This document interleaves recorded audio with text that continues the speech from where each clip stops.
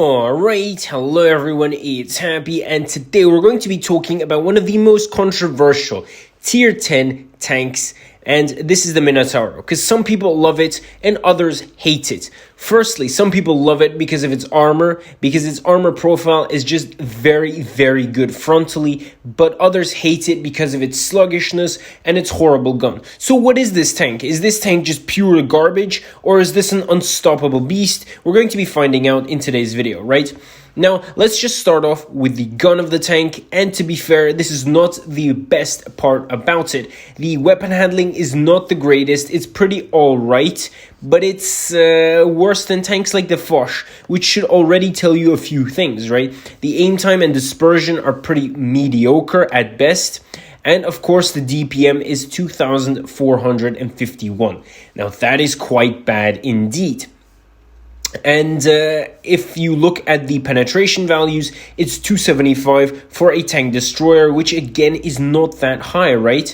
You also have 3 shots in the auto reloader, and the interclip is around 3.5 seconds. Again, not the greatest interclip, and the alpha is 490. So you do not have the greatest gun here, and I would understand players who say the Minotauro is bad because of its gun. And this is going to be players who more or less rely more, this is going to be players that rely more on the gun rather than the armor of the tank, and I would completely understand them.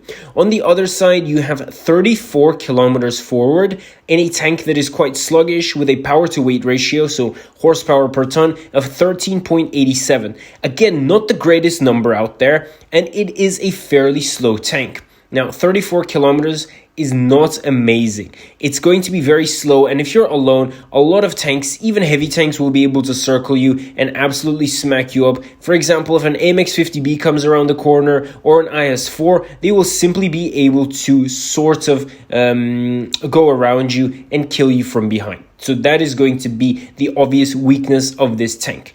Now, if you want to overlook this, you can clearly see that this tank has insane armor, if not the best in the whole game. Maybe TDs with high pen will be able to penetrate you, but apart from that, no one is going to be able to do anything. Mediums and lights frontally will require extreme amounts of aiming in order to hit those hatches on the top.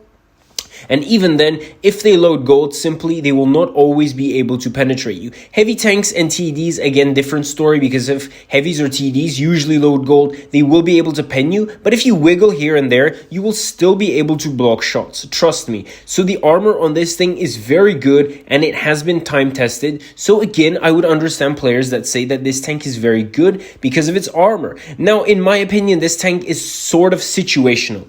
In close range engagements, where this tank is supposed to be on the front line, you will be able to smack people up because your weapon handling doesn't matter as much in those cases as, for example, mid to long range shots. In these scenarios, the Minotauro is going to suck, and I agree, especially when a medium or light comes around you. It will be able to circle you just like any other TD, and that will also suck. But this tank is meant to walk around, well, drive around with its team on the first line and smack heavies in the face and then not get penned in return. This is what the Minotauro is supposed to do, and I feel like it does its job very well, and that is why it's a good tank. I wouldn't say it's bad. It fulfills its role. It's very good, but in certain scenarios, as I said, long distance shots are going to be very, very atrocious compared to, for example, something like the Grill. But again, this is my opinion. I want to hear what you guys think about this tank in the comment section below, and with that,